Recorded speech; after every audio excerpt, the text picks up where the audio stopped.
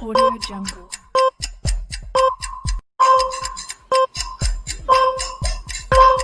Audio Jungle.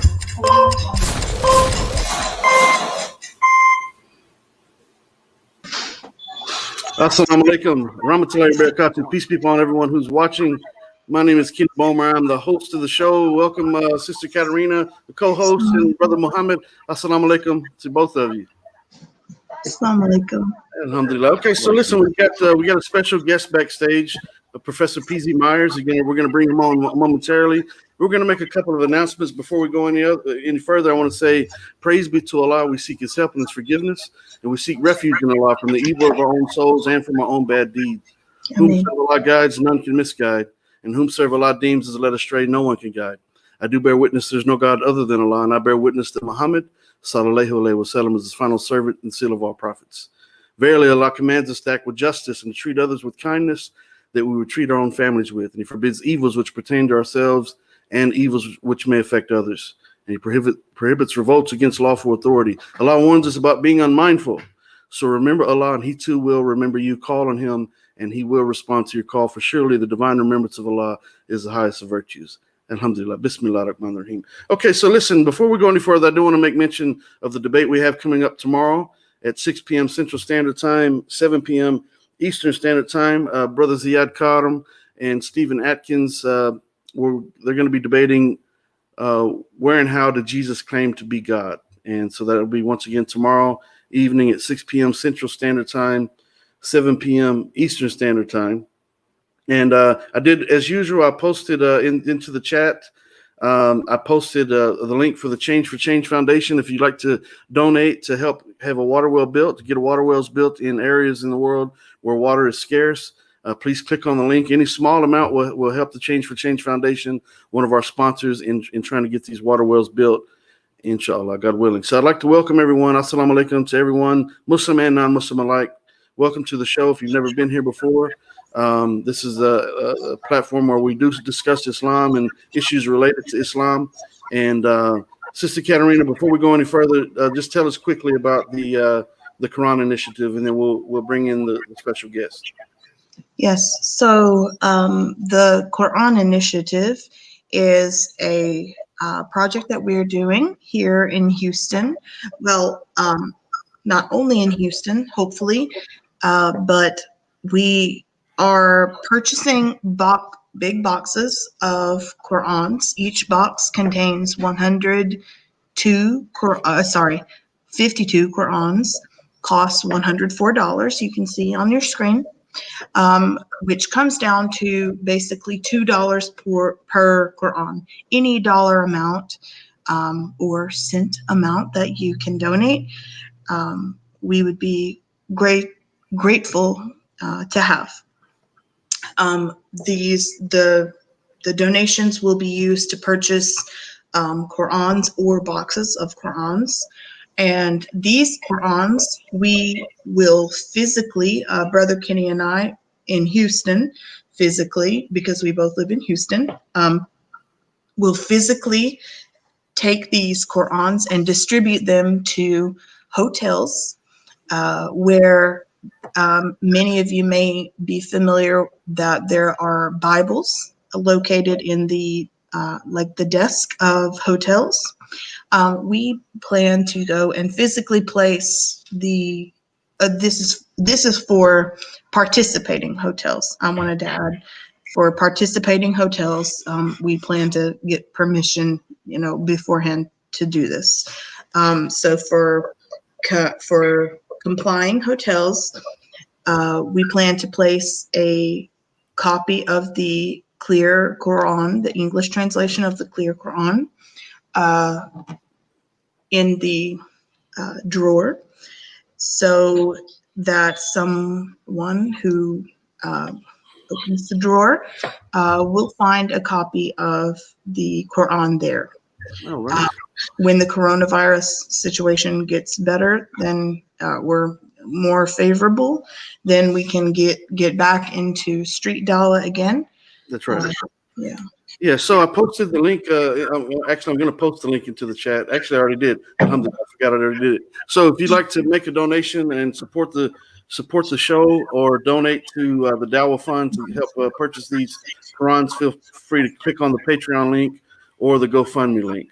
So let's go ahead and introduce our guest. Let me mention him before we bring him in. He's backstage right now. So it's Professor P.Z. Myers. He's a very well-known American biologist who founded and writes for Farnigula, the science blog. He's associate professor, alhamdulillah. He's associate professor of biology at the University of Minnesota Morris, where he works in the field of developmental biology. And he is a critic of intelligent design, and he's a member of the creationist movement and other pseudoscientific concepts. So he's a very well-known figure. And with no further ado, let's bring Professor P.Z. Myers to the platform. Professor P.Z. Myers, welcome to the show. How are you? Hello. Doing good. Great. We're glad to see you. We have a couple other gentlemen that are on the panel. Brother Muhammad's there. I'm going to bring in Brother Nadir Ahmed, and I see a gentleman by the name of Bob Webster that I'm not really familiar with. But we're just wanting to have an open discussion primarily about the Quran. We know you're a biologist. We respect your work, obviously, and we just kind of want to get your opinion about what you think about the Quran and the references to science. Obviously, we know that the Quran is getting someone's phone ringing somewhere. Actually, it's Okay, that's actually someone trying to call me on Facebook, so I had to X out of that. So I do apologize for that. Stephen Atkins probably checking in about the debate tomorrow. So in regards to the Quran, obviously the Quran is not a book of science. It's a book of signs. Literally, the verses of the Quran are referred to ayah. They're called ayah in the Arabic language, which literally means signs. So Allah says in the Quran, surely we'll show them our signs in the universe and within themselves until they know that this truth is from their Lord. So obviously, things that were revealed in the Quran, 1,400 years ago in the 7th century, in the time of the Prophet Muhammad sallallahu alaihi wasallam, people in that time could not relate to what was going to be revealed in our time, obviously with modern technology and so forth. Now, the complexity of the Quran and the wisdom of the Quran is that things that were mentioned even then fit their time, as well as things that were going to be transpiring in the future with the advent of modern technology that has drawn attention to these signs that the Quran is referencing. So, Matt, so let me introduce someone else that's going to be part of the discussion. Brother Nadir Ahmed, he's engaged in many discussions regarding the Quran and science. So we welcome you to the show, Brother Nadir Ahmed. Are you there? Assalamu alaikum. Oh, thank you. Very nice meeting both of you. Nice meeting you, PC, Dr. PC Meyer. Yeah, okay, so we're good. Before we get into the topic at hand, Brother Nadir, are you going to turn your camera on here shortly, or? Oh, yeah, sorry about that. There you go. There you go. Okay, so Professor Myers, so give me a quick rundown about your understanding of the Quran. I don't know how much, if you've looked into it at all, or if you've.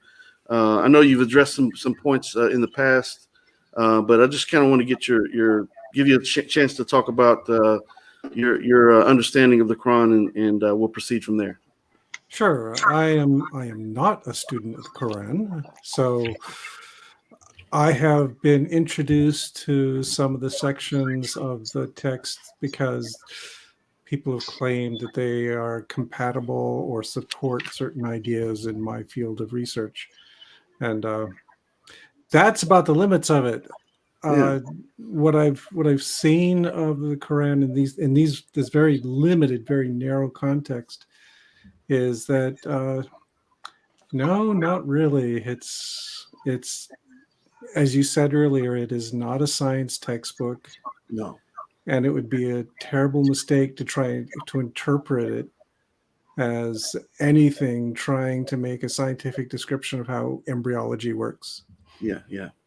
Okay, so in regards to embryology, I just want to read something quickly, we're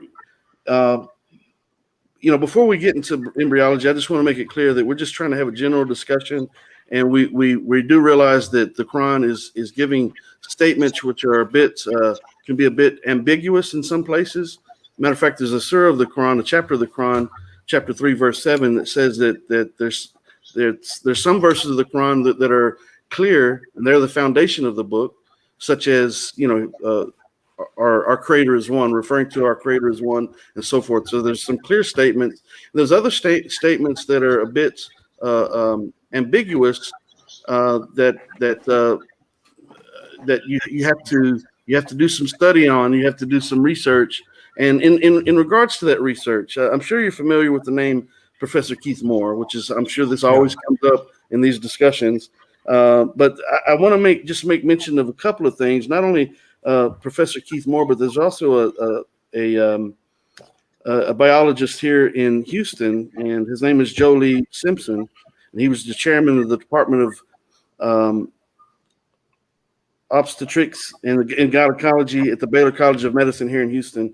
And he says in regards to the hadith, and I'm not sure if you're familiar with what hadith are, but they're the sayings of the Prophet Muhammad, peace be upon him. And he says, and I quote, and this is Dr. Lee Moore Simpson here in Houston, Baylor College of Medicine. And he says, and I quote, these hadiths could not be obtained on the basis of scientific knowledge of the 7th century. And he goes on to say, not only is there no conflict between the genetics and the religion, but in fact, Islam may guide science by adding revelation to some traditional scientific approaches. He says there exist statements in the Quran shown centuries later to be valid, which support knowledge in the Quran having been derived from God. So this is once again Dr. Joe Lee Simpson. I'm not sure if you're familiar with his name. Have you ever heard of him, Dr. Meyer? Okay. No, So, I've heard of more, of course, but not. yeah. So a lot of people go to I've more. worked with that doctor. I'm a nurse practitioner in Houston myself, and I've worked with that doctor.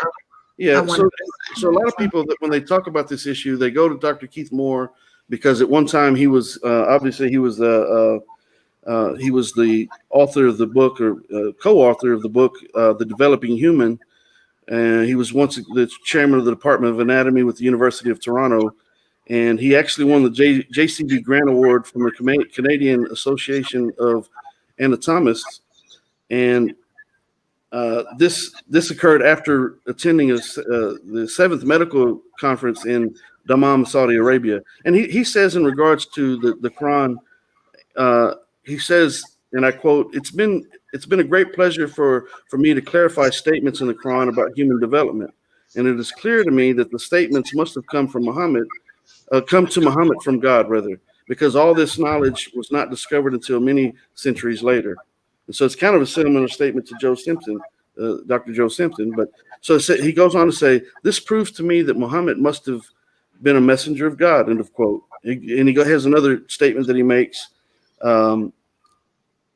which is, and I quote, says, most of the information concerning embryology in the Quran is in perfect conformity with modern discoveries in this field. And he ends by saying there's no conflict at all. Of course, he's taken statements. Both of these doctors, both embryologists, were taking statements that were ambiguous. It's not going to go into scientific details, obviously, but was given statements that were, stating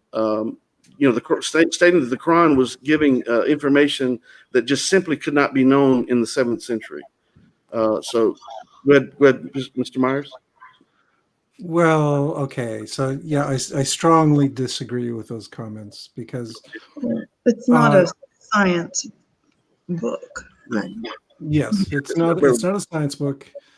You know, the chapter or the section that describes the embryology of the human is it's like a paragraph. It's a short general summary of development.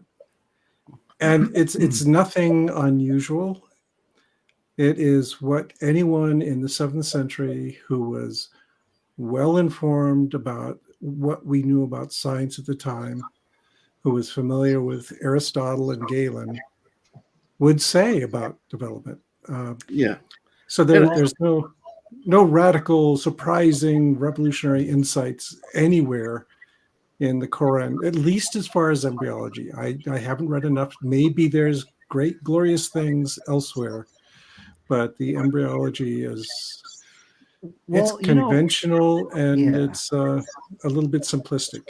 Okay, so brother Nadir Ahmed, he's almost an authority on these issues and in all the research that he's done in covering the scientific. I don't even like referring to them as scientific verses of the Quran because once again it's not a book of science, but we know that we're referring to the verses that are referring to the development in the womb. So Nadir, go ahead and make a statement here if you'd like.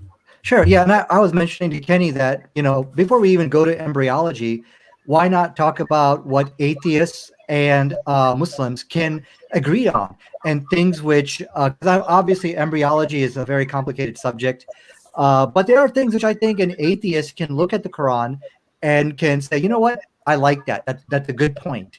And so, this is something often missed where, we don't talk about the commonalities which we have.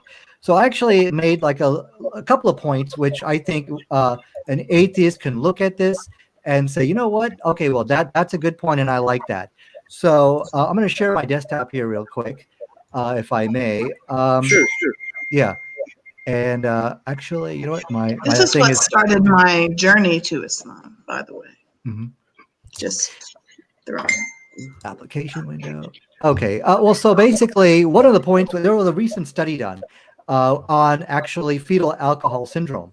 And in this study, and I'm going to try to find a way to basically share my desktop here because it's not giving me the option right now. But in this study, basically what it was concluded, they found a relationship between Islam and Christianity. And what they found was that when it came to Islam, were that Islam, because of Islam, Muslim women were 50 times less likely to suffer from fetal alcohol syndrome. While on the other hand, because of what the Bible teaches in terms of alcohol, Christians were more likely to basically suffer from fetal alcohol syndrome. So in another study, it was determined that they actually asked all the Muslim women to basically go home. And I'm going to go ahead and share my screen over here just so we can kind of get a look at that real quick. Sure. Can you guys see my document here? Yes. Can you guys see my screen? Okay, I just want to show you the studies here. So basically, to sum it up, you got to go to the Christians to study fetal alcohol syndrome. And so what we see is that because of the Quran saved millions and millions of children from fetal alcohol syndrome. Now, I'm not claiming this is a scientific miracle. That's not what I'm doing. Again, I'm just trying to show, I know I want to, for a second, for the atheists and everyone to bury the hatchet. And my question for PZ Myers, can you at least look at this one fact and say, okay, well, this is a good thing that, okay, Islam, Muslim women are 50 times less likely to suffer from fetal alcohol syndrome? Well, yes. I mean, if you have a prescription against drinking alcohol, you're going to have a lower frequency of fetal alcohol syndrome. This is not a surprise. Mm-hmm.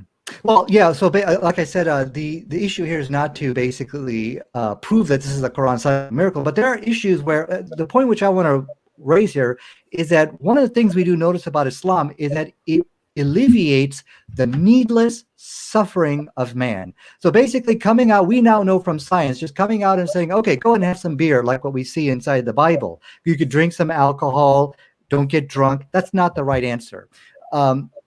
Because there's children involved, there's pregnant women involved, and you just cannot do that. In fact, we know from history, children began in Christian Europe, children began drinking beer at age 5. So, but the misery and suffering doesn't end over there. So, okay, this is a good point.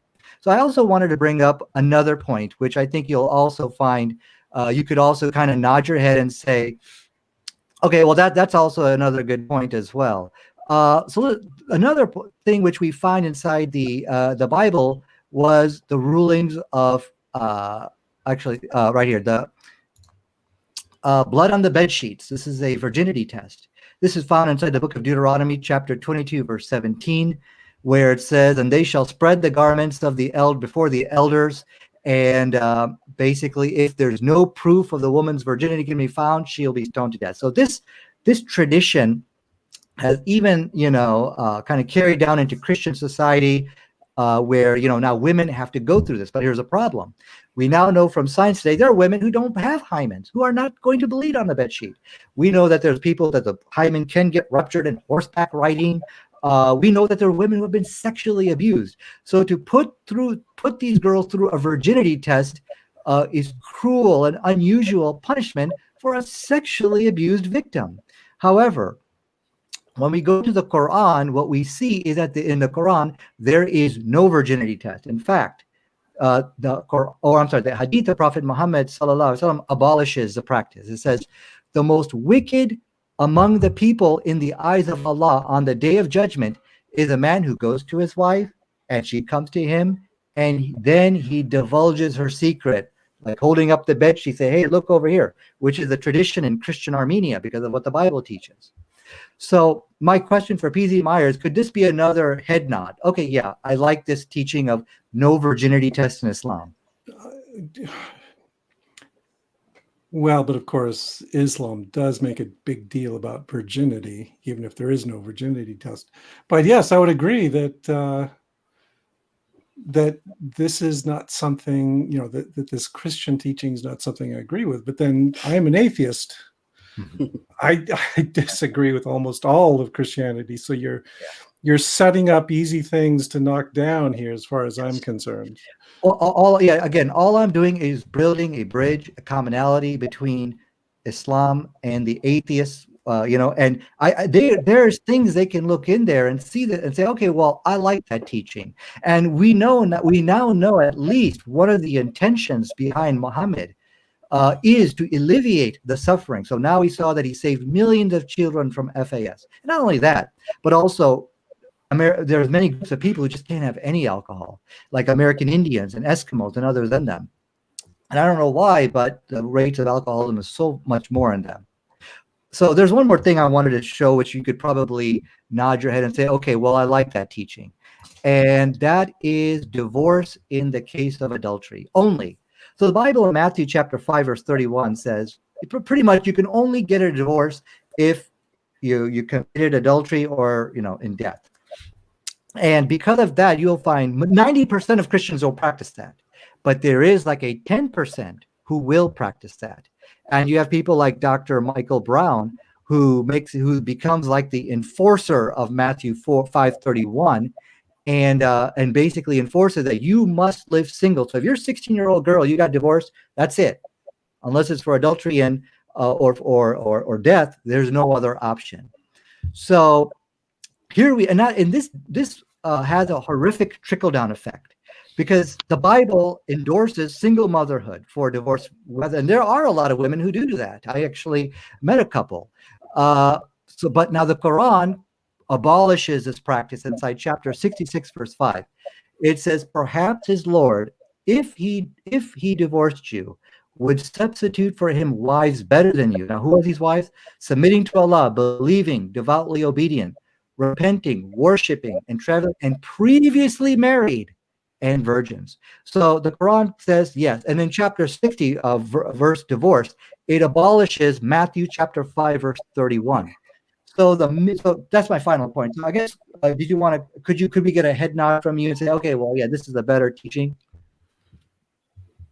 Better, but, again, I wouldn't be defending Christianity, and I would say that a man and a woman should be allowed to divorce under any circumstances that are mutually desirable.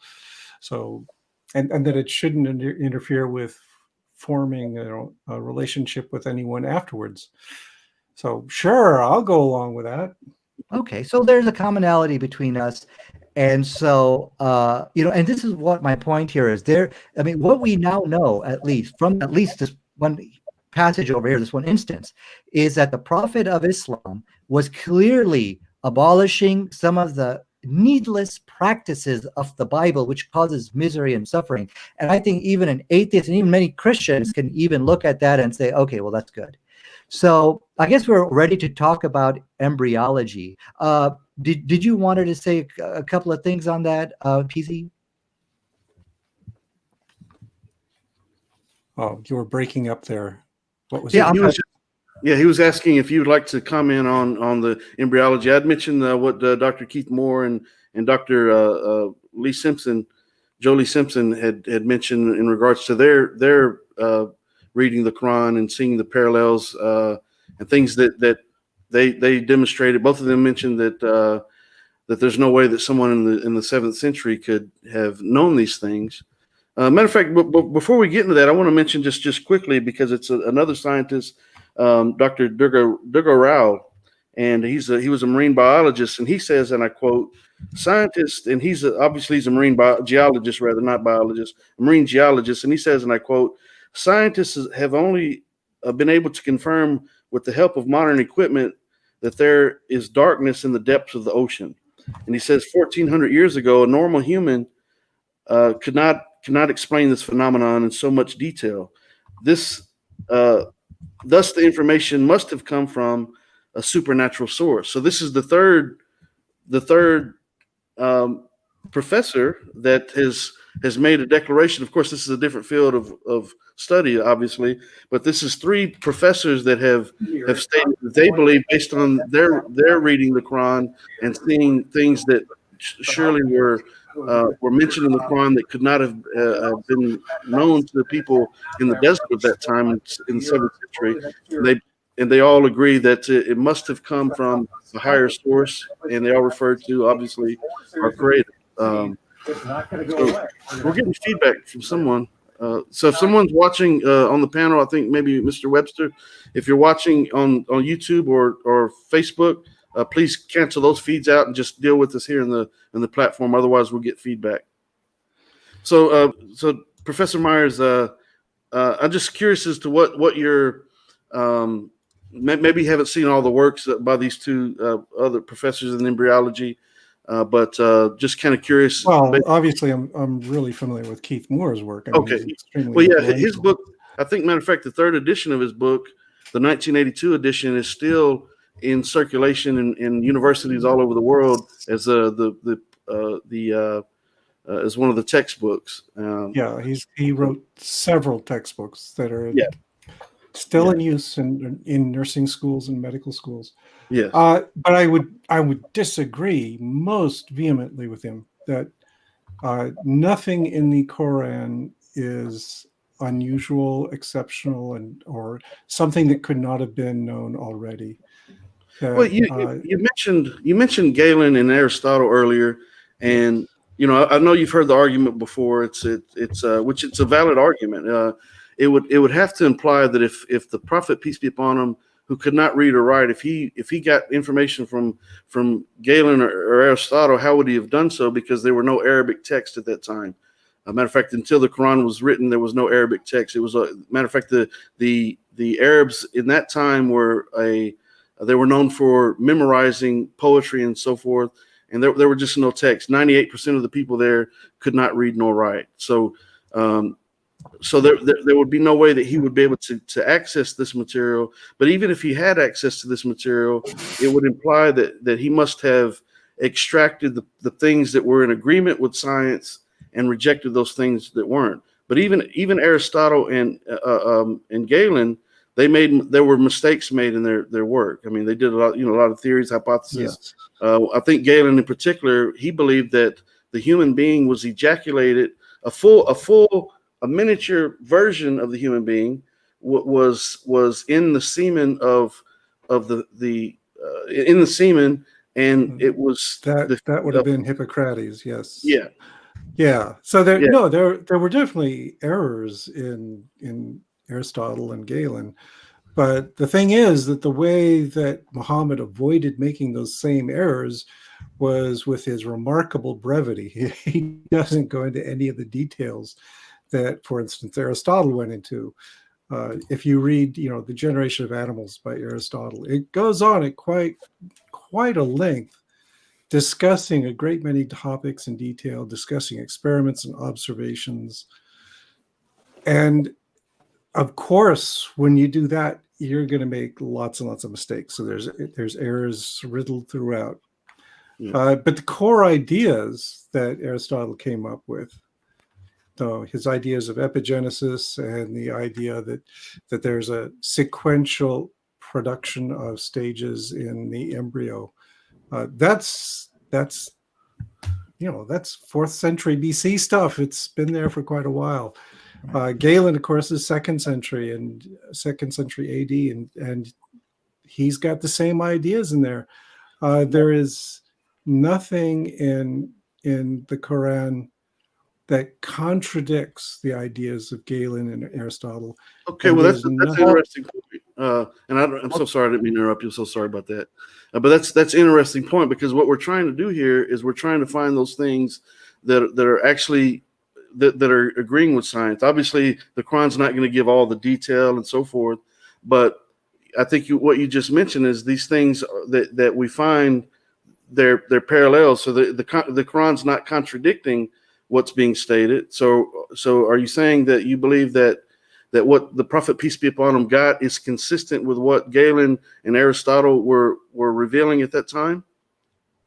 Yes, but that's because what Aristotle and Galen taught is common knowledge among any educated person at the time.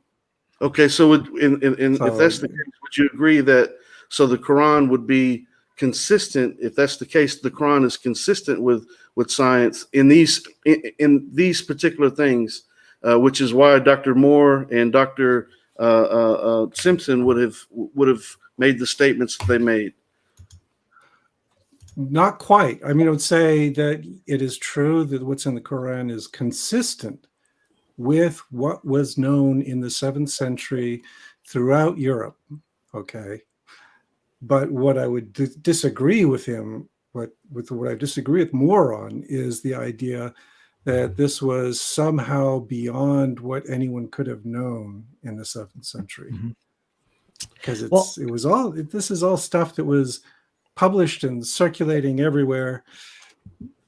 It was taken for granted. Even the bits that were wrong were taken for granted by the general educated public. Well, So this is not at all. I find it striking that not only Keith Moore, I know he's the one, because he's the one who originally revealed this information, and it created a big stir and so forth. But once again, the doctor here in Houston that Sister Katerina knows personally, Dr. Lee Simpson, he's made this similar statement based on his reading of the Quran, and it's also whether or not he may be familiar with who Keith Moore is, but he must have. Dr. Simpson agreed with Keith Moore, so it's.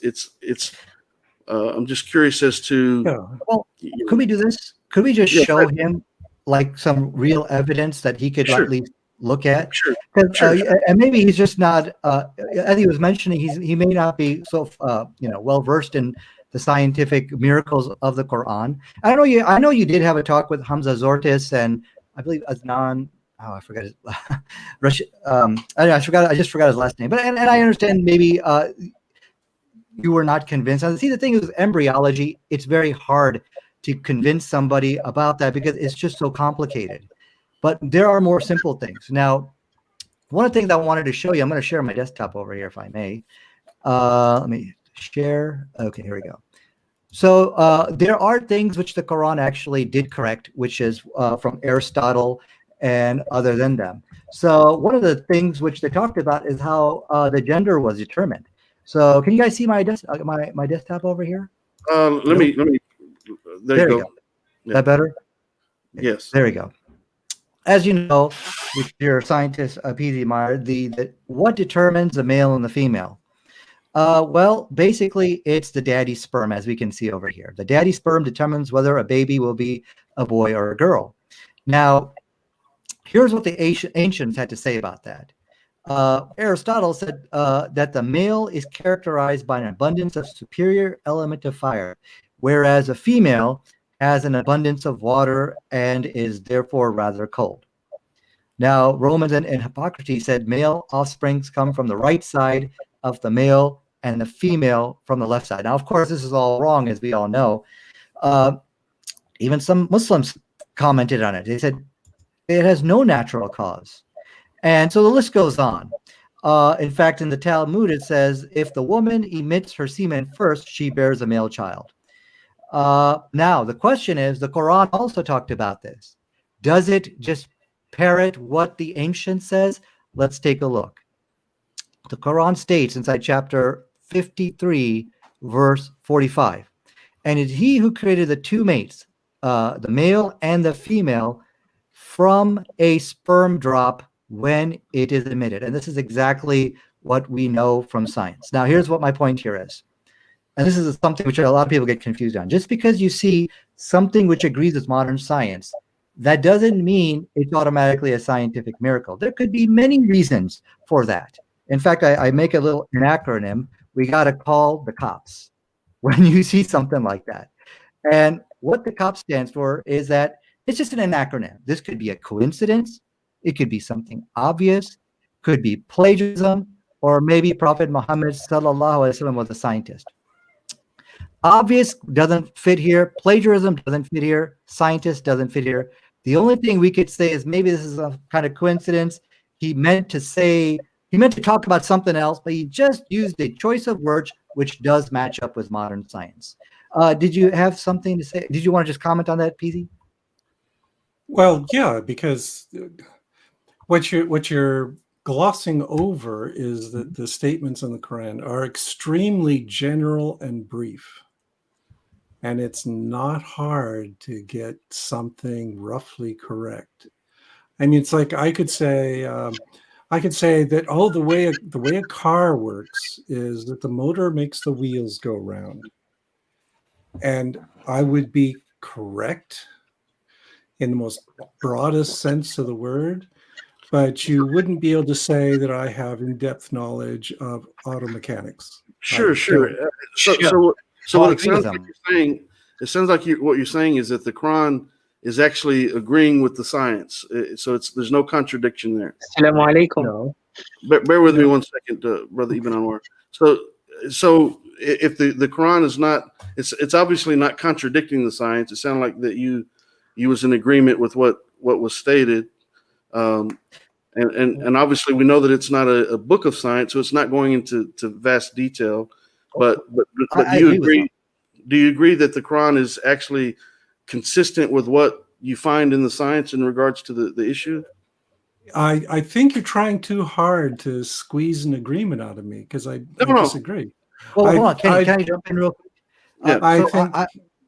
Yeah, I agree. What I think is that you've got a Quran which has an author who is familiar with contemporary ideas in the science of his time, and he is reiterating those as a small part of the story he's trying to tell.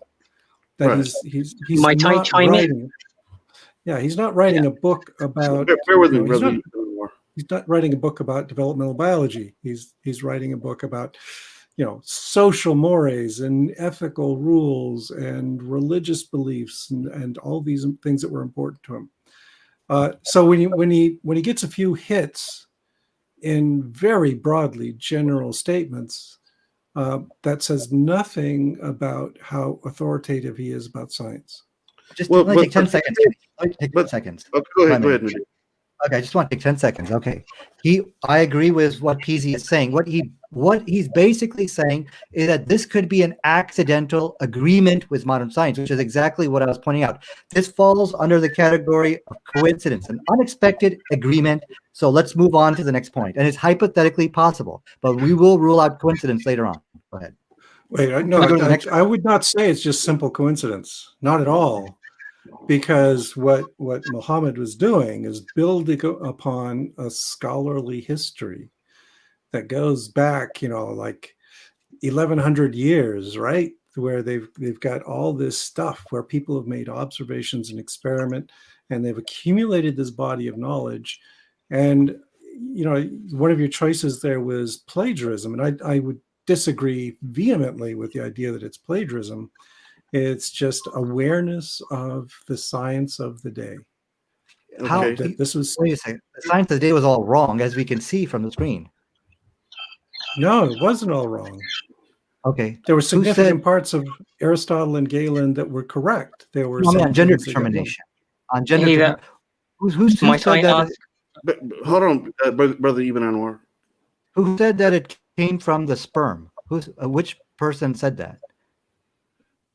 Aristotle, well, Aristotle he had didn't. very complicated views there, but yeah, His view was this right here. there was a general bias to think that the male agent was the determinant of the major properties of the embryo, and that the female was providing sort of passive material for it. Well, this is what Aristotle says over here. Okay, it's talked about the abundance of a superior element of fire. But let me just say this: I agree with Peasy. We just cannot jump to conclusions and say that this is a scientific miracle by looking at one thing.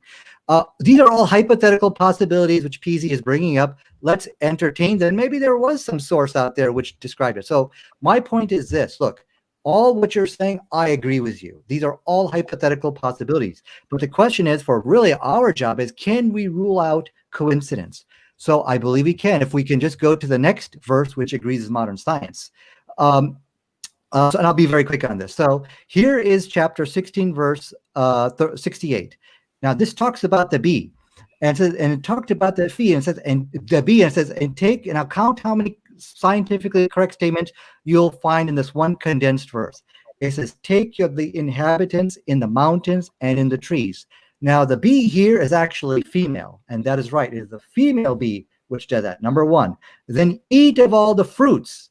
Do bees eat fruits? Yes, they do. Number two. And then it says, and follow their ways of the Lord, which makes for you easy. There comes forth from their bellies a drink of varying colors. Number three is talking about honey. That does the honey come from the stomach of the bee? Yes, it's called the honey stomach. And then number four, wherein is a healing for men. Four scientifically correct, or so we could say scientifically correct or scientifically acceptable statements condensed in one sentence. How is that possible? How that is possible is that there is a long history of apiculture. People have been raising bees for thousands of years. And so, yeah, we'd expect them to have some familiarity with the basic agriculture of bees. So that's hypothetically possible, but now here's the problem with that. If you are doing research on bees, that comes with an error to truth ratio of about 10 to 1 or something like that. Meaning it comes through trial and error. You're making 10 errors for every one scientifically correct findings. And that's within 10 pages or something like that. Not condensed in one sentence. And my point here is, never mind what scientifically is correct here. The miracle of this one verse is not, okay, it all agrees with science. The miracle is here is, how did you make 4 scientifically correct statements without error? That's the miracle. And that's a challenge we put for you, PZ, if you can present to us a reasonable explanation. It's pretty straightforward. You go talk to beekeepers. Mm-hmm.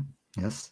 So research, as I told you, that if you talk to beekeepers and you're doing research, actually Aristotle did research on bees, and he made several scientific errors on there. Actually, in his research, he discovered nothing of significance. So my point here is, okay, if you talk to beekeepers, if you're doing your own research, that comes with an error to truth ratio of at least 10 to 1. So how do you explain that? Well, Aristotle was doing his research 1,000 years before Muhammad. So even if there was a 10 to 1 error to correct assumption here, which I kind of doubt actually, that would still be just fine. That's perfectly compatible with the observation. We basically do not need to invoke a deity in order to explain the observation. Okay, so it sounds like another area where the Quran is actually consistent with science, correct? I mean, that's. But I think, PZ, I think you're missing the point here. I mean, okay, if you talk to beekeepers, if you're doing your own research, you're going to make mistakes. My point here is, how is it that you made 4 scientifically correct statements without making a mistake, condensed in one verse? Look, research comes, if you're talking to beekeepers, if you're talking to these people, it comes by making hypotheses, postulums, theories, calculations. All of this is in Galen's book. All of this is in Aristotle's books. He talks about many theories. But where's the theories? Where's the postulums? Where's the hypothesis? Where is the research here? That's my point here. This is and I don't think you're presenting a very good explanation of why we see what we're seeing in front of us. Because what Muhammad is presenting in the Quran is a distillation of the current knowledge of the time. So of course you're going to have fewer errors in that case. Okay. And to say that, well, he said these 4 things that were accurate in one sentence is not a big deal. I mean, for instance, if I said, okay, a car uses a motor to turn the wheels and it burns gasoline to propel itself, and it's got a steering wheel so you can turn it, those would be things that I would get correct, but it's no great insight. It's a casual observation built on some experience, but it doesn't say anything about my knowledge of auto mechanics. So if you're copying from somebody from a previous source, you're going to copy their scientific errors in them. Like Aristotle's work has so many errors in it. If you're doing your own research, you are going to make a lot of mistakes before you get anything right. So PZ, I'm thinking about what you're saying, and I'm trying to understand, okay, wait a second. I mean, what you're saying, PZ, is hypothetically possible. You can derive this from observation. All of it is hypothetically possible, what you're talking about, but what's not possible, and the issue which I think you're not addressing, and the same thing with whole issue about the sperm cell, that the genders come from the sperm. You're not able to address the fact that there's no scientific errors. The issue about how you got it right, I don't care. The issue is how'd you get it right without making an error? That's a scientific miracle. No, it's not a miracle at all. I disagree completely. That How do you put that? that if what you're doing is comparing a brief work of poetry to a detailed scientific treatise from 1,000 years before. And yes, of course, the more detailed, the lengthier, the greater the amount of material in the manuscript, the greater the likelihood you're going to find errors. But when you're just distilling it down to, here's a few things we're sure about, then you're far less likely to promote an error. So it's not at all miraculous. It doesn't surprise me at all. Right. So let's call the cops here. Let's analyze it here. So you are right. It's a person can be poetic, but that falls under the category of coincidence, meaning you're trying to describe something poetic and beautiful, and whoa, I just made 4 scientifically correct statements. Whoa, that's called coincidence. It was an accidental occurrence. But that was the case with what you said, which was the sperm cell, meaning that this was something, his true intention was not to state something scientifically. You see, you only have 2 options here. Either it's a coincidence or it is something from the divine. Because coincidence, meaning it is purely accidental discovery, a stroke of luck, a poetic expression, accidentally agreeing with science. But here's my point. We can rule out coincidence now, because we just saw it happen with the sperm cell thing. And now 4 examples. So now we know coincidence cannot be the case here.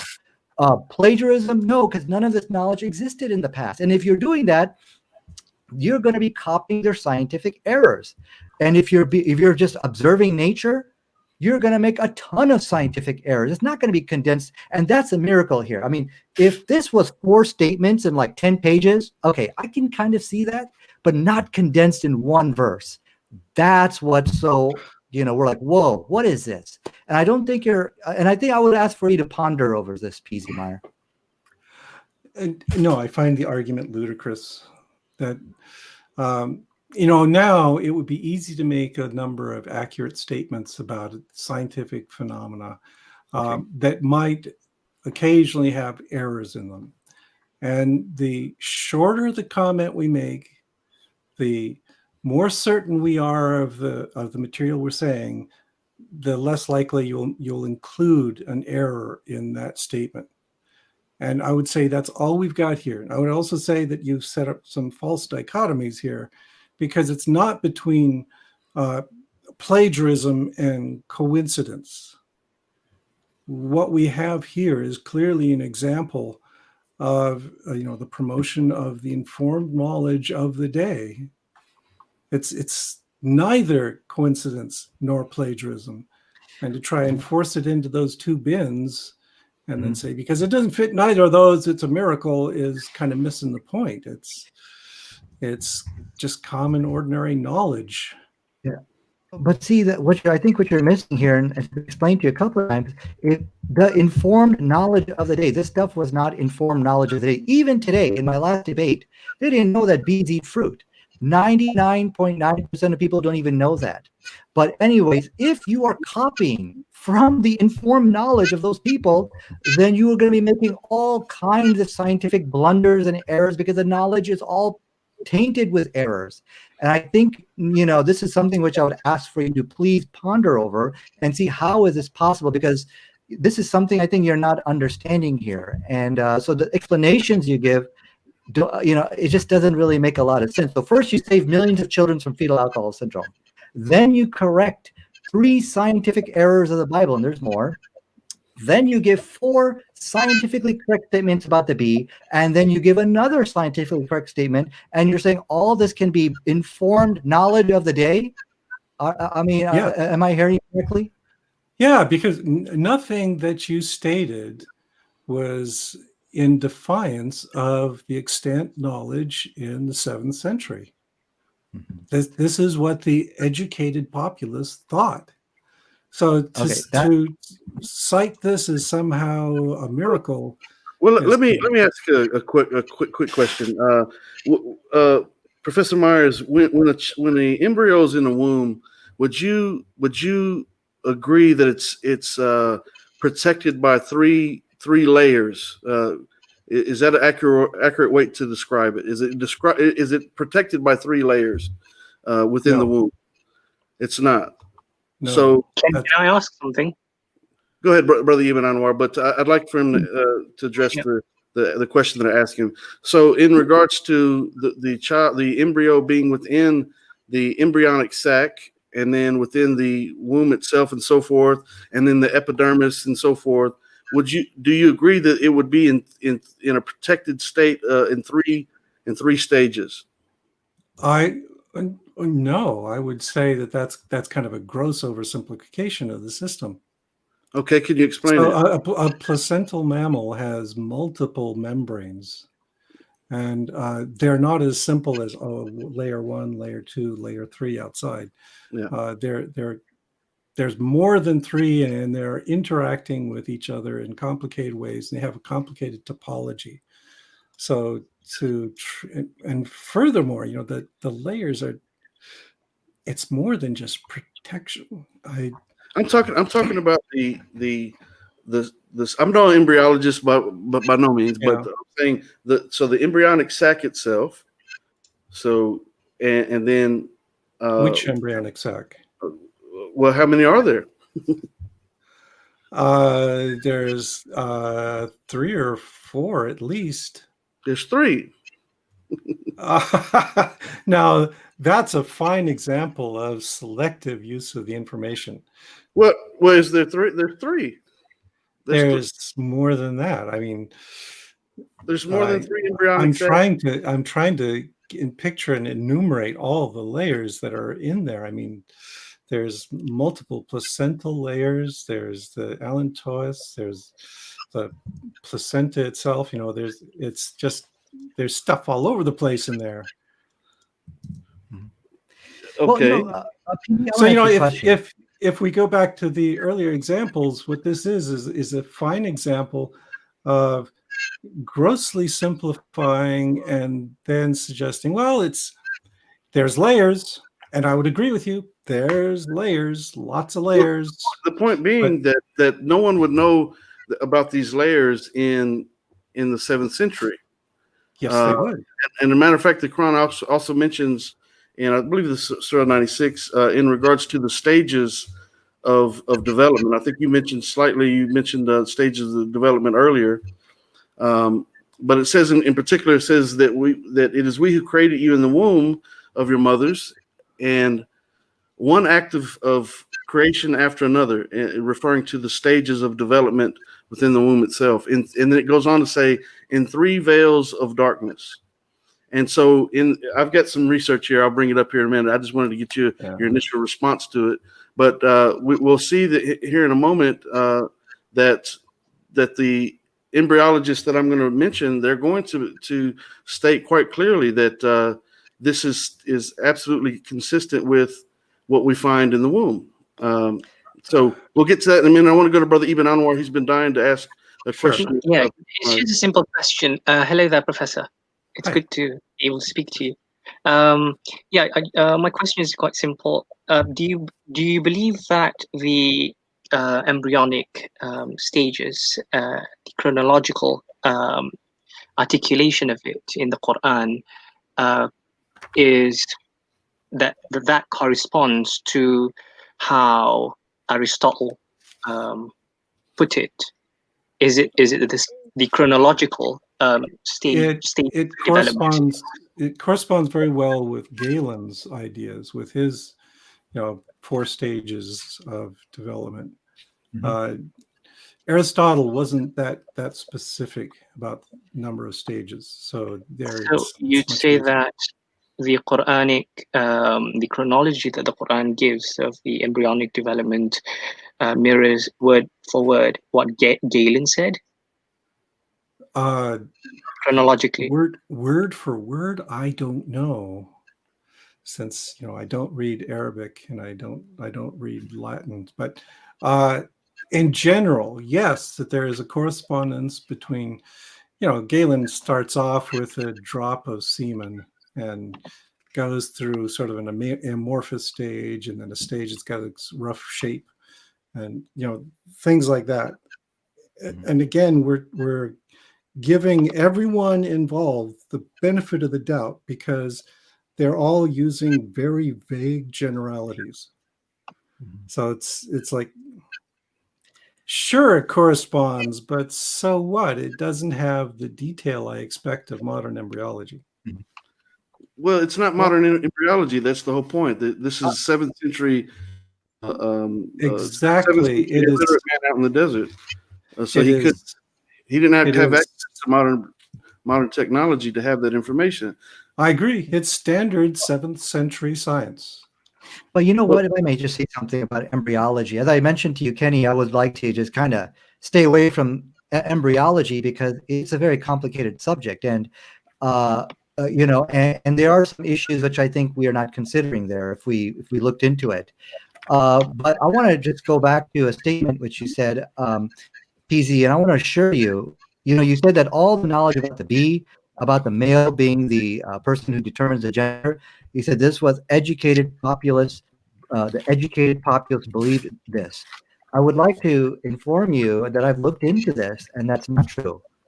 There's no reference in any book which I know which talks about the bee, as I showed you, about the gender determination. And even if there was, and and I guess here's my question, which you were not able to answer. If you're copying from the educated populace, the informed knowledge of the day, how are you doing that without copying their scientific errors? And I don't think you were able to explain how that works. Because the section of the Quran that deals with embryology is this long. No, I'm talking about the bee and the. I want to get away from embryology because it's problematic. Well, yeah, I think that's a little bit sneaky because I've been brought on because I'm a developmental biologist. Embryology is something I know, and now you're telling me, that's the one subject we are going to steer away from. Oh no, we can. I'm sorry, that was my mistake. We could. Okay, I tell you what, I do have Galen stages actually. If we want, we can take a look at that, and we can see if there's any similarities. Because now this is also, you see, this is something when we attack the Quran and say this was copied from Galen, and this is something which I have noticed time and time again. It only further proves the Quran to be a scientific miracle. Okay, and I'm going to show you how. Okay, well, just one thing I have to say though is saying that the Quran includes the knowledge of the day is not attacking the Quran. Well, to say he plagiarized. I'm not saying he plagiarized. Mm-hmm. I'm saying that he was reflecting the information that was available at the time. And to be fair to Professor Myers, he's just he's not making that claim. Yeah, he's not making a claim that the Prophet Muhammad was cribbing from something. He's just articulating the knowledge that perhaps was in circulation. Yeah. Yes. So I've never done any research on gastrulation, yet I can talk about gastrulation for long periods of time, and everything I say is derived from the literature. And this is not an example of me stealing information from other people. This is what we do in science: is we communicate the information that we have at hand. And I think Muhammad was doing exactly the same thing. Well, the interesting thing is that there's no evidence of such a claim. So the evidence that we have is, and it's very reliable evidence, is that the people of the time were 95-98% illiterate, and so there's nothing in Islamic history or in the matter of fact, I have 2 books on the biography of peace be upon him, and nothing mentions anything close to him being in or around people who would have this type of knowledge. And if he had been, this would mean that he would have to have been around geologists. People were studying geology and all different types of fields of study. This is what Professor Montgomery. Bear with me, Brother Ibn Anwar. Bear with me 1 second. So this would mean that the Prophet, peace be upon him, would have had to extract all the things from all these different fields of study that were consistent with, and they were accurate in order to add them to the Quran, and we, we don't. There's no evidence for such things transpiring. There's nothing in Islamic history. Here is the Aristotle and Galen's view of embryology right in front of you, and we don't find any of this in the Quran. I mean, these are all scientific errors. Like Aristotle regarded the ovary and testes as unimportant organs.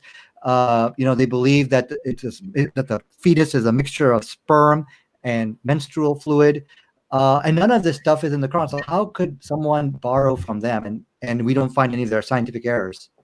So I think Professor Myers, I think if I can help clear the air a little bit, I think what Nadir is trying to say here is that yes, the knowledge of the day mirrors much of what we see in the Quran, but the problem really is with regard to the knowledge of the day, we can find mistakes in them, and you've said that. But when it comes to what we find in the Quran, would you say that there are any mistakes in, say, the embryonic points mentioned in the Quran? Are there any mistakes with That's a those? good point. Yes. Okay, which one? Yes, that the Quran takes a very simplistic and a very sequential view of things. The things that the Quran says are sequential, like what is it, bones first, then clothed with flesh. That is incorrect. That's not what happens in the embryo. If I may correct you on that, the Quran doesn't say bones come first and then flesh. This is a misreading of the text. It comes together simultaneously. Well, the Quran doesn't talk anything about when bones comes and when flesh comes. That is I think people are misreading the text over there. In fact, let me see if I could get something for you on that. I can pull up the verse and we can look at it together. I think the verse is, let's see, bones, Quran, bones, clothed, flesh clothed bones. And we can look at it together. I think this is it right here. Okay. So, this is the verse I think the verse in question is about tape. It says, then we made the sperm drop into a clinging clot. We made the clot into a lump of flesh. We made from the lump bones, and we covered the bones as flesh. So this is my point. We covered the bones with flesh. The text doesn't say when the bones was created. It doesn't say when the flesh was created. It's just a matter of covering bones with flesh. So I think that's a misreading of the text. Okay, but you're making my point for me. I got it up here on my computer too, and that is kind of a pathetic description of development. It really doesn't say much of anything. It repeats Aristotle's error that it's the sperm that is determinant. What did Aristotle say? I'm sorry. What did Aristotle's error again? Oh, the idea that sperm is what determines the embryo. So in the Quran, I'm sorry, you're cutting out. I did not hear you. A clot of congealed blood. Yeah, and Professor Myers. Okay, right, Professor Myers, in saying that you see that there's a mistake in the Quran when it appears in the English translations that you might have come across when it says that the flesh comes after the bones because in your expert understanding, flesh comes first, then bones develop after within the flesh. Neither. It's co-differentiation of two different tissues. So I'd like to correct you on one thing. I got Aristotle's view on how gender is determined right in front of us. It says the male is characterized by an abundance of superior element of fire, whereas a female has abundance of water and therefore is rather cold. This is how he said sex was determined, gender was determined. So I think what you're saying is factually incorrect, P.C. Meyer.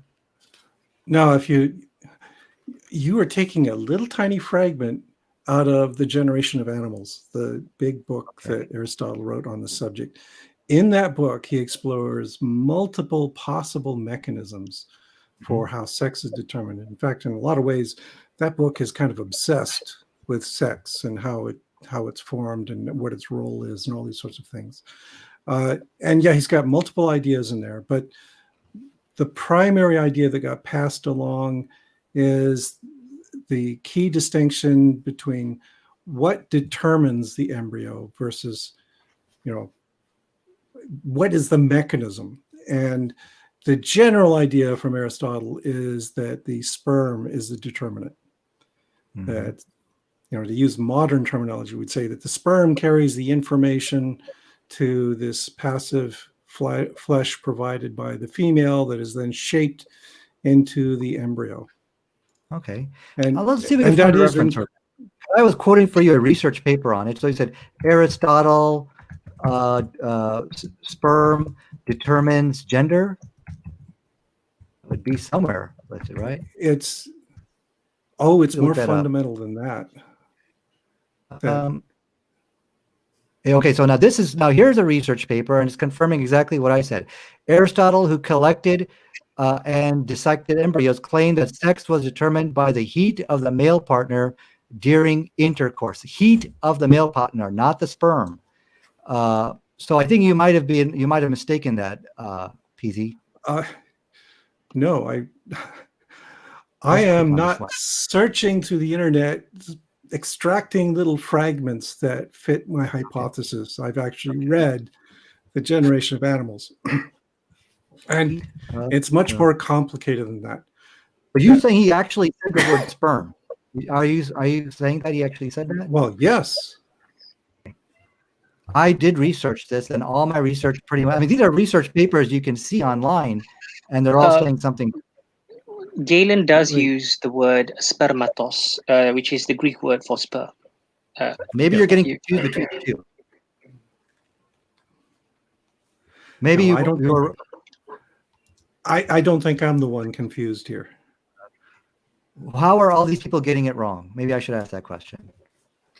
I don't know that they are getting it wrong. The impression I'm getting is that you are pulling out fragmentary bits of text that are incomplete in their summary of what Aristotle said.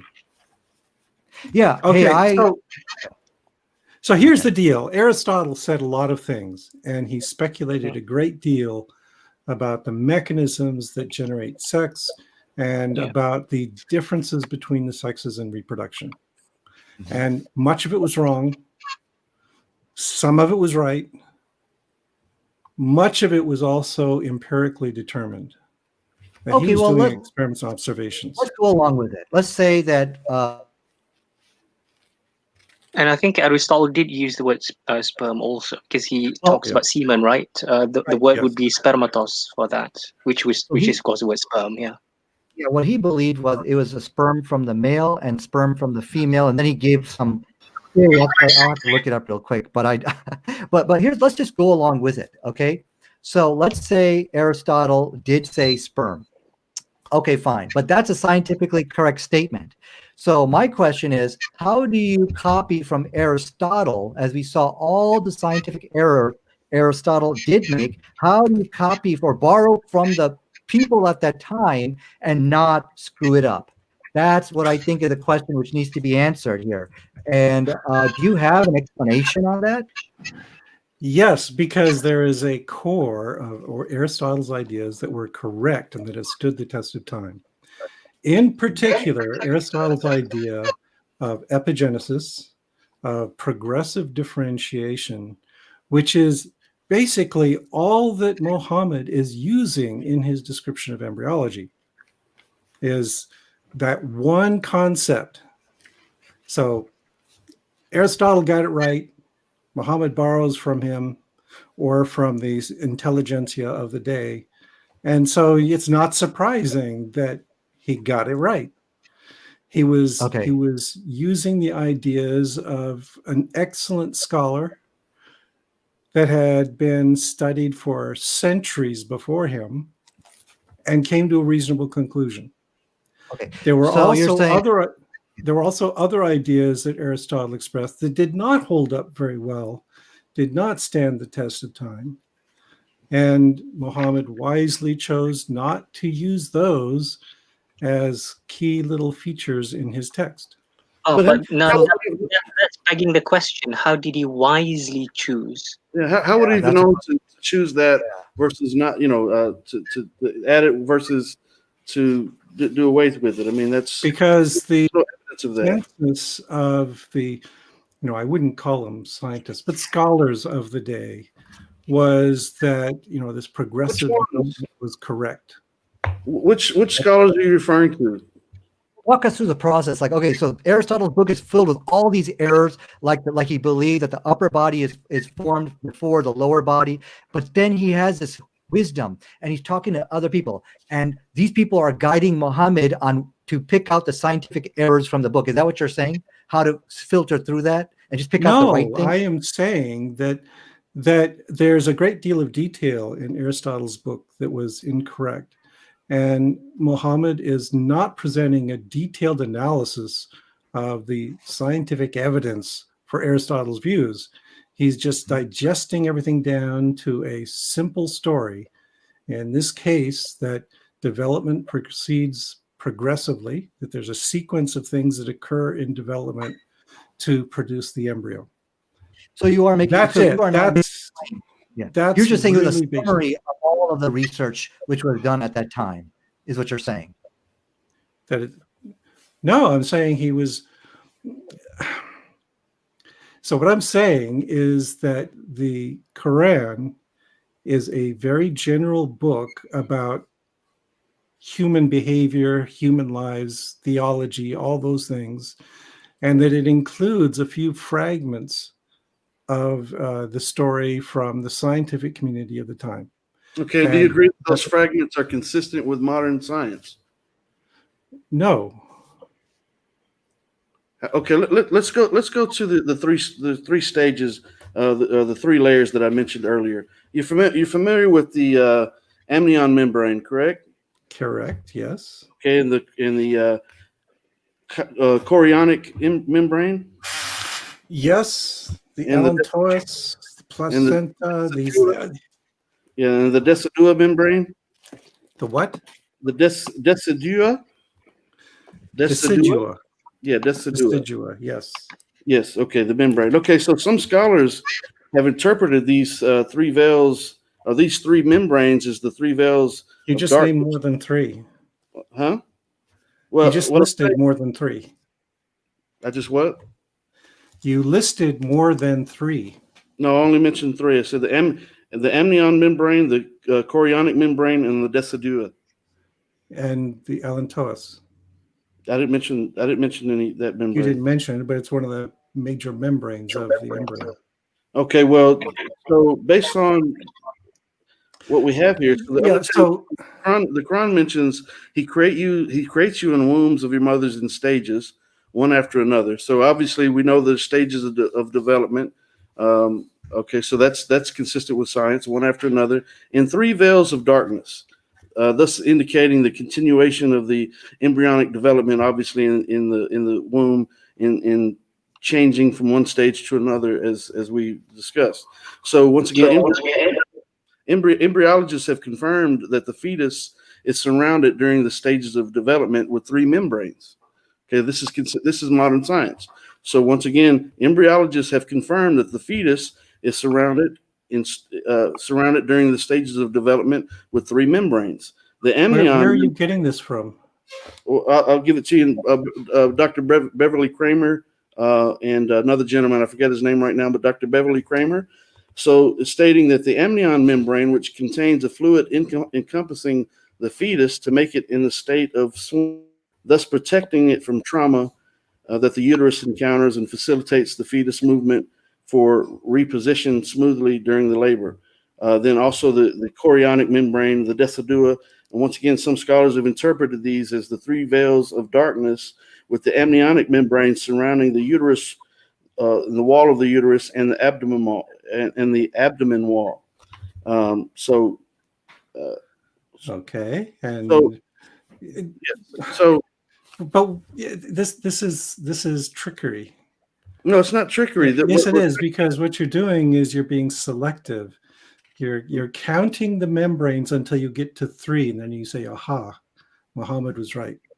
And I keep telling you, there are others. There's the allantois, there's the yolk but would you membrane. agree that these are the most prominent of the membranes? No. Which are the most prominent? That they're all essential. We are placental mammals. We have multiple membranes that are all involved in the segregation of the embryo, in providing it nutrients and taking care of waste that it disposes. One of the functions is, as you say, protecting the embryo. So it's in a fluid-filled sac for that. But the roles of these membranes are much more complex than you're saying. Well, isn't the amniotic membrane, it's surrounding the uterus, correct? Surrounding the uterus? Yes, the amniotic membrane surrounding the uterus, or the wall of the uterus, the abdomen wall. So yeah, but its relationship to the embryo is more complicated than that. So here's my issue here is that I keep telling you, the embryology is pretty complicated. There's a lot of details here. And I agree. Yeah, I agree as well. By pulling out a fragment, a small piece of the story that happens to agree with what Muhammad said.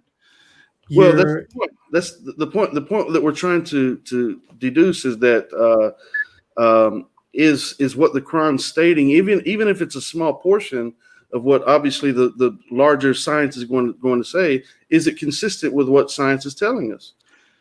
Yeah, but again, this is stuff everyone knew. Even if it's vague, okay, well, that's the point we're trying to make. Because so quite simply, what transpires is people attempt to undermine the Quran by saying that it's inconsistent with the science. And so, but what we've established here today, so it seems, is that you agree with us that what we're seeing in the Quran, even though it's not going to great explanations about these matters, it is giving information that is consistent with what we find in modern science.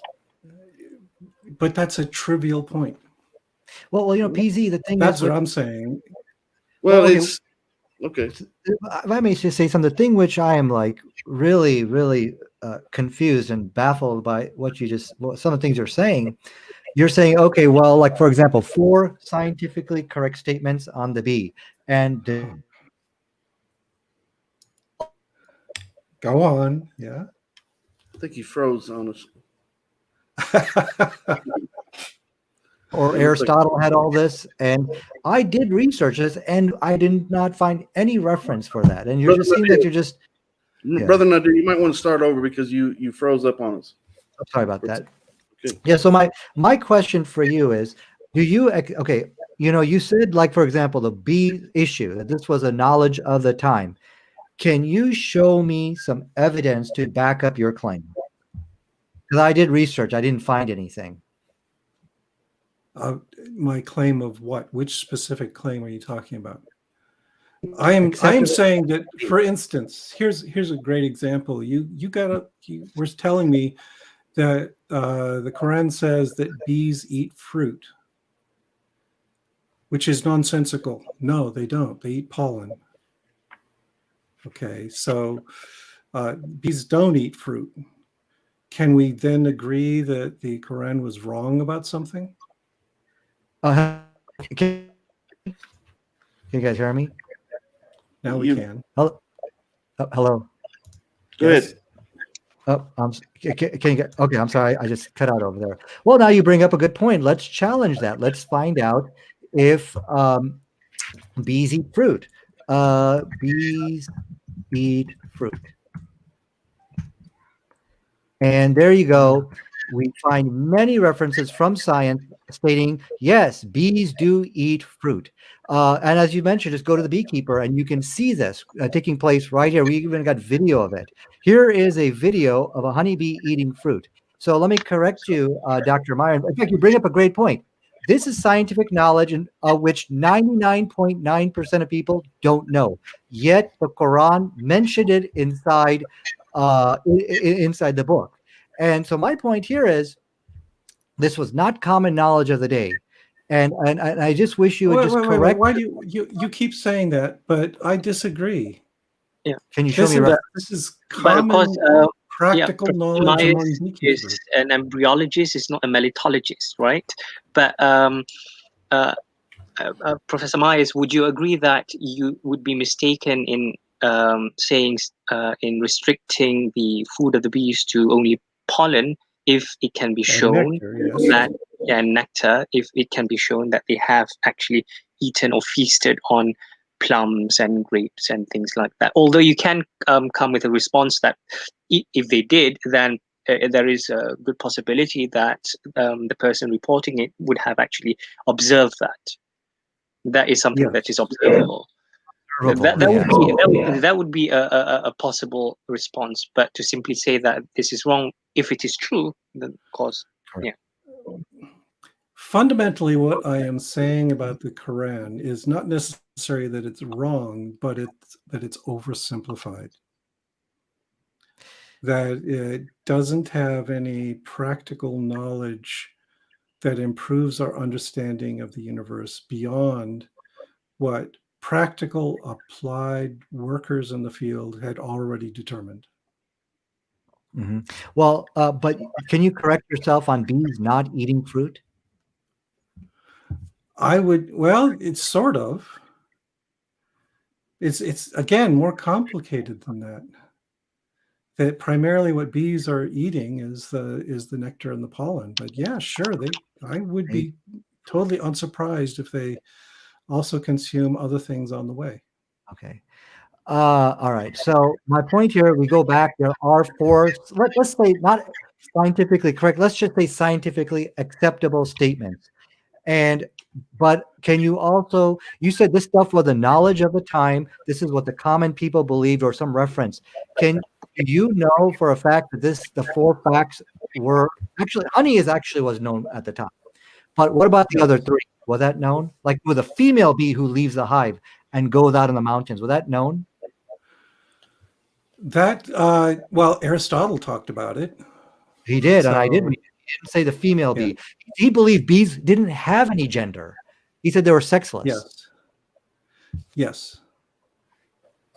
So this statement right here, was it known by the people of the time that they basically that this is talking about the female? Take your inhabitant and it goes out in the mountain in the tree. It's the female bee which leaves the hive. Was that known? And was that and I am not familiar with the folklore of the time, so I don't know. All right. And actually, I would kind of agree with Aristotle that they're neuter because the worker bees do not reproduce. That goes against modern science. We know bees have male and female, and you're a scientist. Worker bees do not, however, reproduce. They're sterile. Okay, but we're talking about gender. So here's my question. If we're going to talk about gender, we're getting into a whole nother morass here because I don't think you can talk about gender in terms of bees. Can we agree on this? Can we agree that if you are doing a copy job from Aristotle, Galen, or whoever it is, you're going to copy over those scientific errors from their books? Can we agree on that? Yes. Okay. Because if I were being thorough, what I would have to do is reproduce many, many chapters of knowledge. Okay. All right. That's good.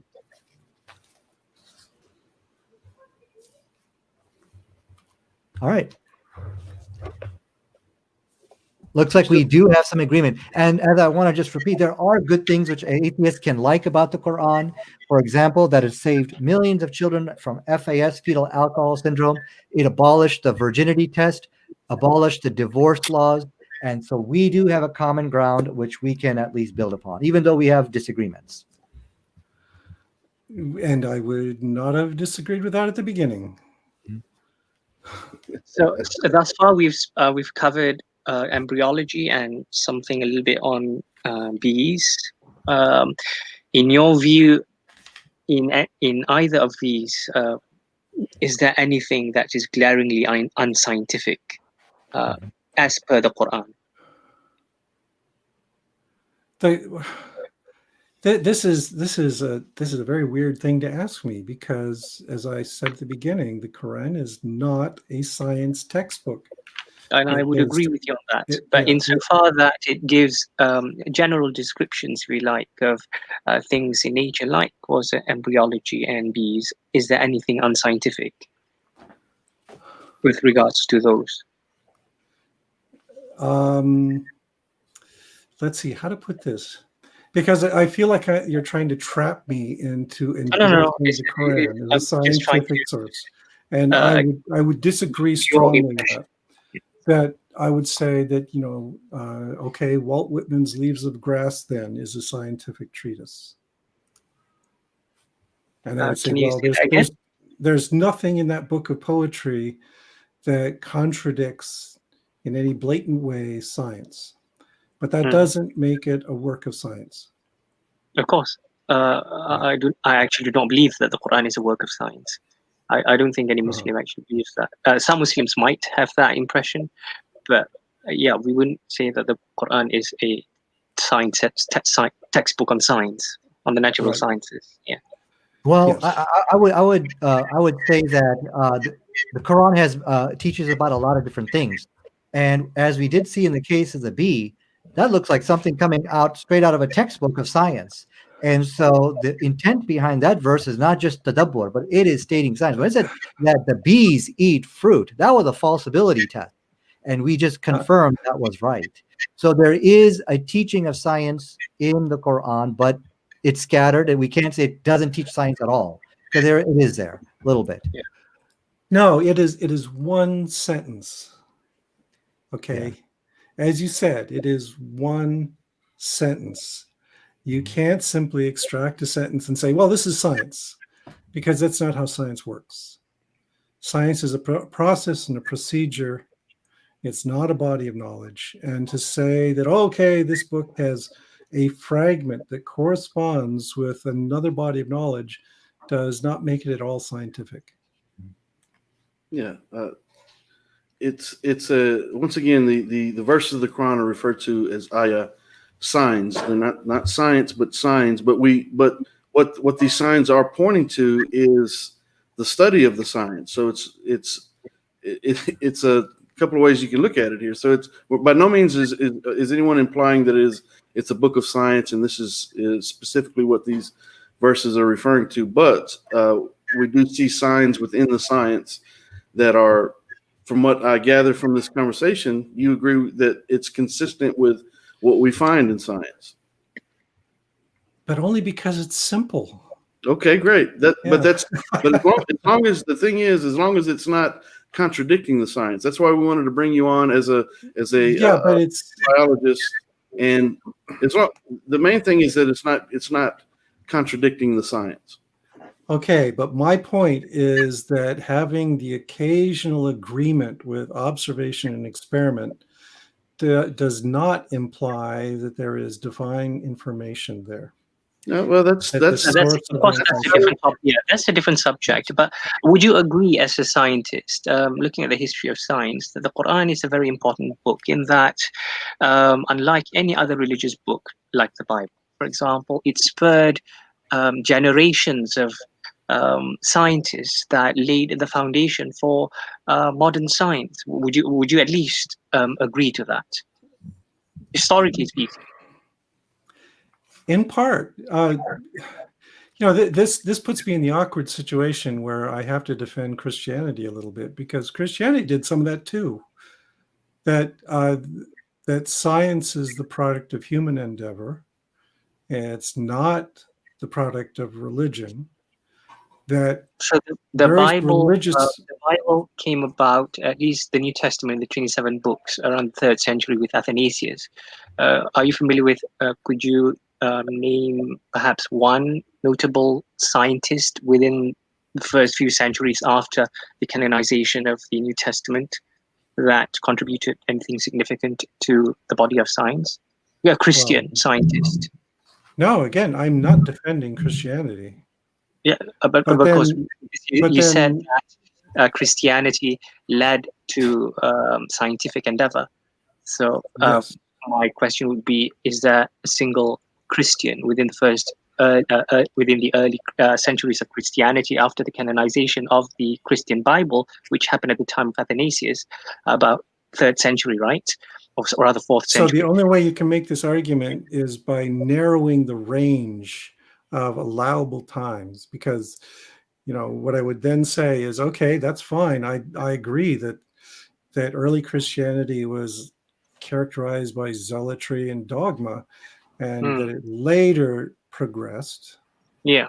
And Later, in so, fact, many Christian scientists would say that later period was actually due to their interaction with Muslims in Andalusia, for example. But yeah, in the Dark Ages, right? That's as it was progressing out to the Dark Ages to the enter into Dark the Ages. period of Dark Ages enlightenment. is a bad term, but Yeah. that of course there's a synergy between multiple peoples that led to progress in science. Yeah. I would never ever argue that what we need is a monoculture, that only Christianity does X, Y, and Z, and all that kind of nonsense. That we all benefit when multiple cultures get together and share the benefit of their different perspectives.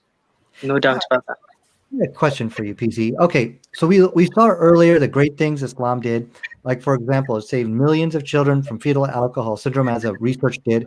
My question for you is, what good has atheism done?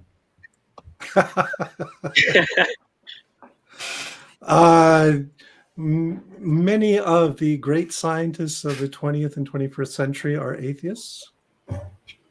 You can't deny that. For instance, the majority of the people in the National Academies of Sciences are atheists. So if we're just talking about science, then we have a clear-cut case to make. But at the same time, I wouldn't say that being religious precludes you from contributing to science at all. I would actually disagree with that statement. I would say that most of them, although typically identified as atheists, when it comes down to it, when you actually interview them, they would probably be more agnostic than atheistic, as in they wouldn't be actively denying God. They would just simply say, "I don't know." Would that be a more accurate depiction of most scientists would hold? You don't know. That's more agnosticism. No, I would disagree there. That when you survey the upper ranks of the scientific community, you find many more atheists. It's a pretty clear-cut correlation. So we can agree. Let's say they're atheists, but that doesn't mean that their atheism is causing and producing scientists. There's many Christian, Muslim scientists as well, but I don't think that answers that. Producing scientists. Is there any evidence for that, or is there evidence for what?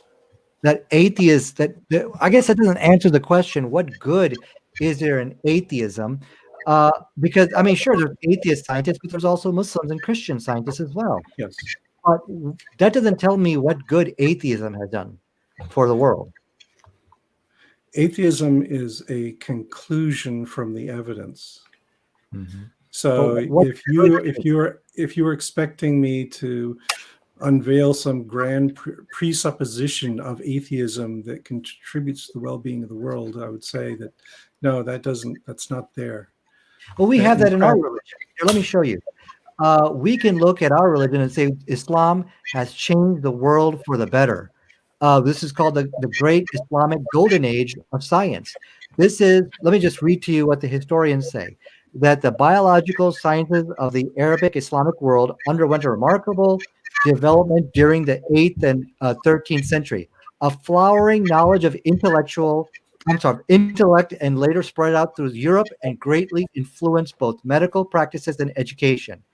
Now, this came from the Quran itself, the Islamic Golden Age. Okay, and so we can look to our religion.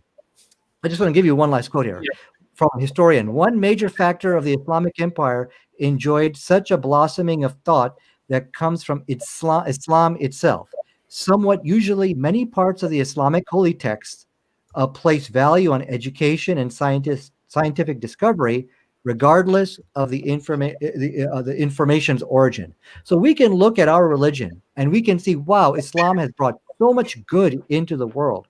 But I guess my point here is when we look at atheism, what can we say atheism has really produced? So I think what Nadir is trying to ask you here, that atheism as a worldview, right? Is there any mechanism within the worldview of atheism that actually encourages innately within the worldview that would encourage an atheist to be philanthropic, for example, to do good for the world? Yeah. Is there anything within the I also worldview? want something recorded that we can point to atheism. Wow, thank you so much for atheism has given such good in this world. You know, this is a really common canard. That here you are, you're talking to me. I have been an atheist all my life. And you want to imply that I have no basis for indulging in philanthropy or contributing to the well-being of the world. No, that I don't agree with that. Well, that's the implication. Nothing. What can it offer me? What can atheism offer you? It can offer you a clear, unbiased view of the natural world. That's an opinion. That's your opinion. You're not proving anything. I mean, no, I'm saying that says the same thing. Christians say the same thing. Everything that we see in nature can be explained scientifically without recourse to deities. Okay, let me ask you a question, because I've pondered the idea of whether or not I can find anything in nature that has created itself. Can you name anything that's created itself? Life itself. Huh? Life itself. Life itself created itself? Yes. Can you prove that? Well, with regards to that, I recall the discussion that your colleague Peter Atkins, I'm sure you've perhaps you're friends with him. Oh yeah, had, Peter. Yeah, with John Lennox, right? So John Lennox, Professor John Lennox, I'm sure you're familiar with him also. So asked him this question. Unfortunately, okay, I get that. But so he asked Professor Atkins, this question. Of course, those who don't know, Professor Peter Atkins is well-renowned chemist. His textbook is used as a standard in colleges. So anyway, he asked Professor Atkins the question, what is the origin of the DNA? How did the DNA come to be? And Peter Atkins essentially did not have an answer for that. So perhaps, do you have an answer to that? Do I have the answer, the crystal clear answer? Well, obviously, this is a work in progress, but the current explanations for the origin involve first the evolution of metabolism, completely independent of DNA, RNA, all that stuff. That once you have a metabolism that can tap into an energy source, a chemical energy source, then there's selection for processes that preserve information across generations. And that leads to the adoption of RNA, which is already present as a metabolite and as a catalyst in the chemistry of the cell, to act as a storage mechanism for information. All right. That is. I don't have enough brain cells to understand that. That is a much better response than Professor Atkins was able to muster. But I'm sure if you gave Peter Atkins enough time, he could have given you a much. Oh, he had ample time in the debate that they had. Yeah. But are you saying that this is something that is replicable, that can be replicated in the lab? So that is this an exhaustive? It has not been replicated yet. I mean, we've got individual steps in this process that have to be spliced together in order to make it work. But we're working towards it. The thing is that fundamentally, when you look at the biology of the cell, it's chemistry. There's nothing but chemistry in the cell. So that's all we need to explain it, is chemical processes, and we don't need anything beyond that. Okay.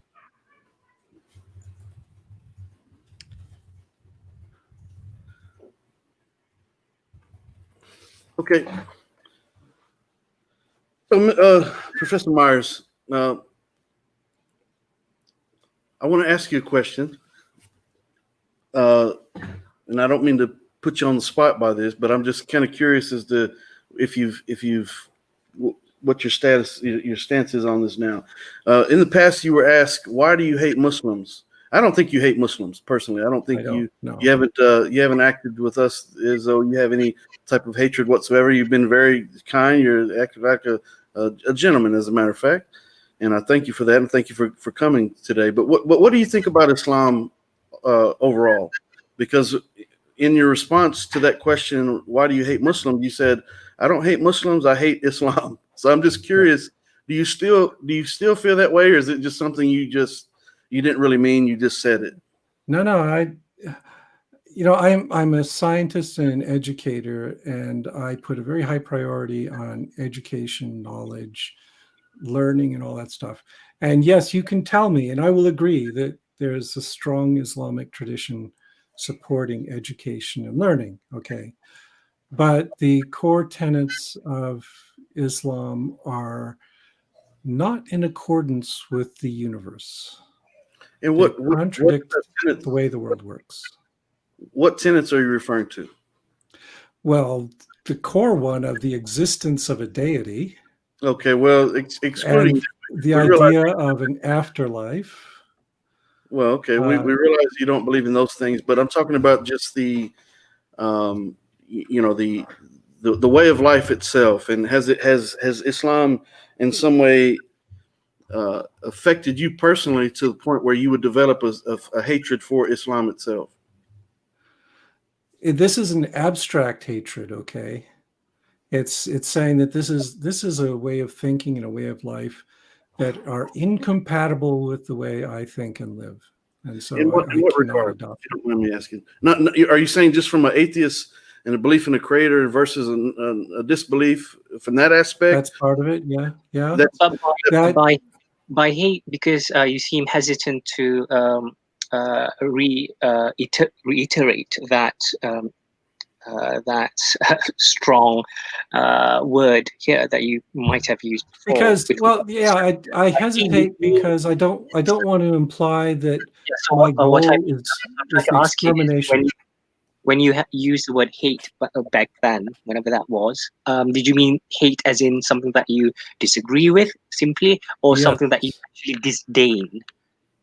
Yeah, I disdain it and I disagree with it. All that. That's what I'm curious about. Here's the thing is when I'm saying that, I am not saying that I want to tear down mosques, or that I want to ban prayer, or even worse, kick Muslims out of the country, or anything stupid like that. It's more of a philosophical difference that I would not be able to bridge. That you will never see me converting to Islam or Christianity or Judaism or any of. But okay, so in saying that, do you hate Christianity? Do you hate Judaism, or is it just specific? In exactly the same sense. In the same way. Okay. Well, I have one question. So, what do you think when Christians espouse the type of hatred you were just mentioning about tearing down mosques and about attacking Muslims and things like that? Totally reprehensible. No, I would oppose that.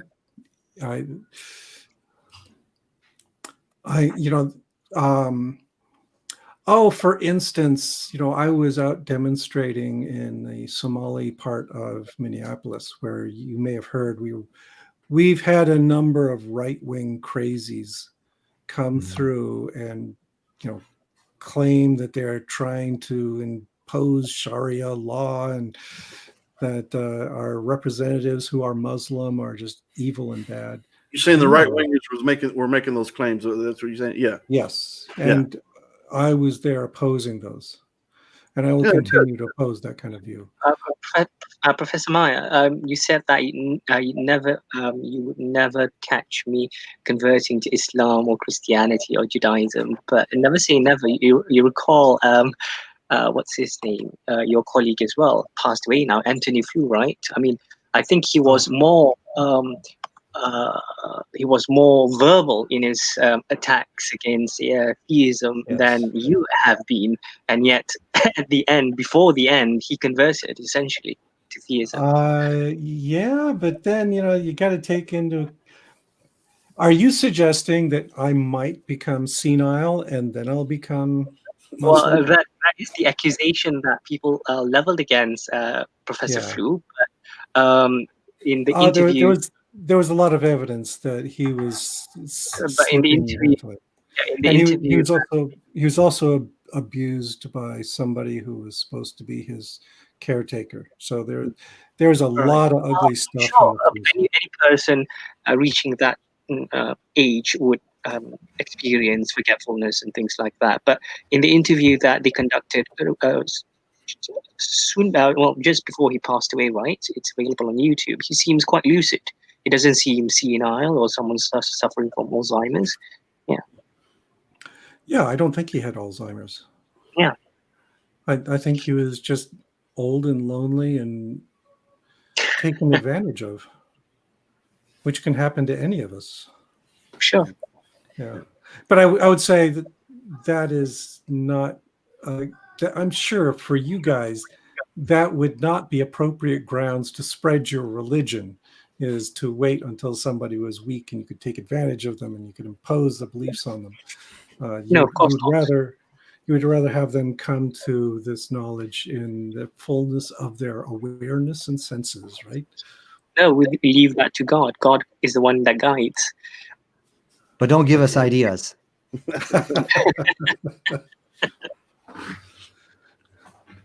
Yeah, I got to get going, guys. But thank you so much, PZ. It was a very nice discussion. Thank you, guys. Very nice meeting you after such a long time. All right. Brother guys, Nadir, thank you for joining the panel, Yeah. and we'll talk to you next time. Assalamu alaikum. Yeah, Okay. Yeah, 2 hours. I should wrap it up here too. Yeah. Okay. Professor Myers, I certainly thank you for joining the show. It's been a good interaction, and we encourage you to maybe we can get you on again at some point and in the future. Sure. But we certainly enjoyed you coming on, and I thank you for the quick response and for agreeing so you seem to be. I'm glad you came. Alhamdulillah. Thank you for coming. And Okay, it was fun.